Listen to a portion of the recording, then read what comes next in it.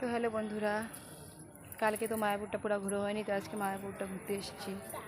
কি সুন্দর মন্দির দেখো তোমরাও। এইখানে বলতে পারছি না জায়গাটার নাম ঠিক, আমি কি মন্দির এটা।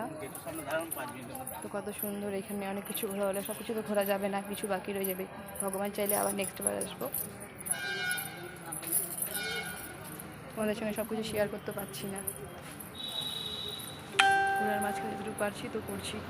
এই মন্দিরটা সুন্দর মন্দির, শ্রী চৈতন্য মঠ এটাকে বলে, শ্রী চৈতন্য মঠ। আর অনেক কিছু ঘুরলাম, আরও ঘুরবো আজকের দিনটা। তো ঘুরি, দেখি কতটুকু ঘুরতে পারি।